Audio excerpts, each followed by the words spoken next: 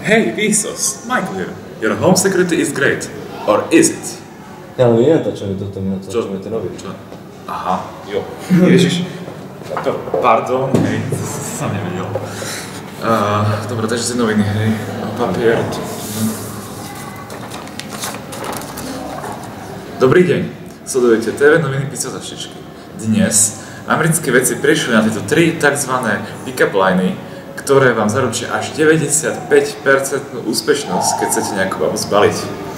Bohužiaľ, ich nemôžeme zverejniť širokej verejnosti, ale sú prístupné iba za 15,99 na stránke www.picataštičky.sk/top 3 pickup lines /kúpiť. Prajem vám veľa šťastia, chlapi. Choďte do toho.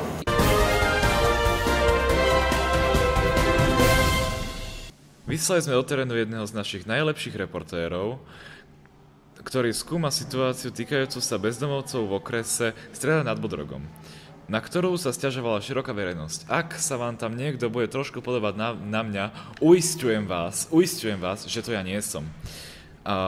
Dobre, ale teraz už predávam slovo nášmu reportérovi Filipovi. Filip?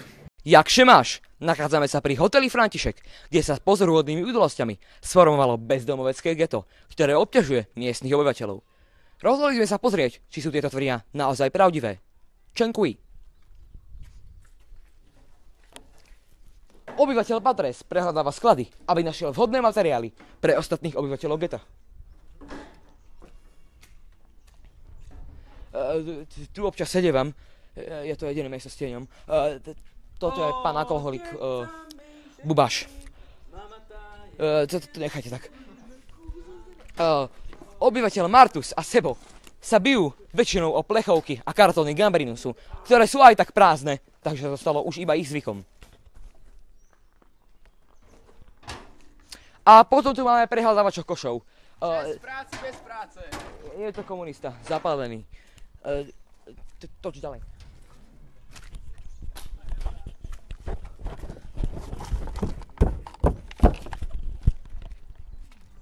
Pýtame sa teda, či sú naozaj tieto tvrdenia o obťažovaní obyvateľov pravdivé. Ďakujem vám, pán Filip, bolo to veľmi zaujímavé. Ako ste mohli vidieť, nebol som to ja nevyberám smetné koše. Zdôrazňujem, nevyberám smetné koše. Dobre, takže, ďakujem, že ste sledovali Picataštičku. Teraz následuje program veľmi zaujímavý, odporúčam vám si ho pozrieť. Následuje Cvikla. Poslednou dobou mi veľa z vás píše ohľadom vašich problémov. Ja sa dneska rozhodla jeden vyriešiť. Námatkovo žrebujem, čítam. Milá Cvikla, tvoja objednávka z e-shopu xxxsexshop.sk bude oneskorená o 3 dní. OK, nevadí. To je trošku iné, nevadí. Ideme ďalej. Milá Cvikla, prosím ťa pomôž. Môj manžel je veľký alkoholik a bohužiaľ tomu učím aj môjho hušina. Nevieš si nadradiť, som úplne beznadejná. Dobre. Idem, riešim.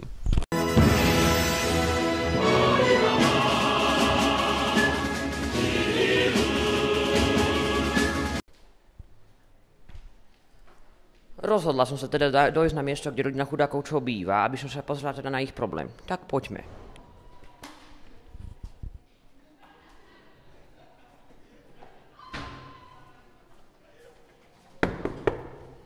Haló?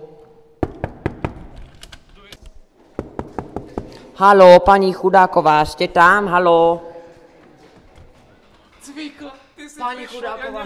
ja neverím. Dobrý deň, dobrý Ďakujem ti deň. tak Moja, strašne povedz veľa. mi tvoj problém, vylej si srdiečko. Prosím ťa, veď sa pozri to na Jurka v skrinke. Preboha, čo to je? Čo to? Toto je tvoj muž? Prosím ťa, áno. Toto je preboha. Prečo by bol takýto? Počkaj, zavriem dvere, nech susedia nemusia na to pozerať. Na tohto hnusajka, to čo mám doma. To sa nedá toto. Prosím ťa. Musíme s tým niečo urobiť, musíme. Čo mám spraviť? Prosím ťa, on pije už od 16. Od 16, mojko, ježiš, 48 rokov chudáčik. má. Hej, si privedomý chlapec. Špinavé postele, neporiadok, katastrofálny stav manžela a permanentný smrad z alkoholu prinútili mamu napísať e-mail Cvikle, ktorá keď zistila, v akých podmienkach rodina žije, zakročila. Manžela prihlásila na zraz anonymných alkoholikov, našla mu prácu a syn sa začal vzdelávať v prestížnej škole v Bratislave. A potom sa stalo niečo nečakané.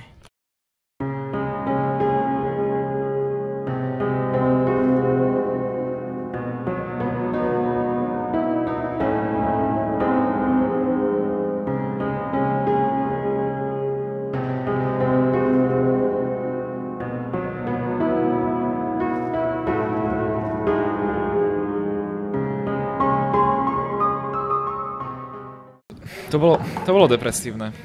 No, nevadí, škoda ho, nemal piť. OK, následuje Kitchen Nightmares, v ktorých hrá Gordon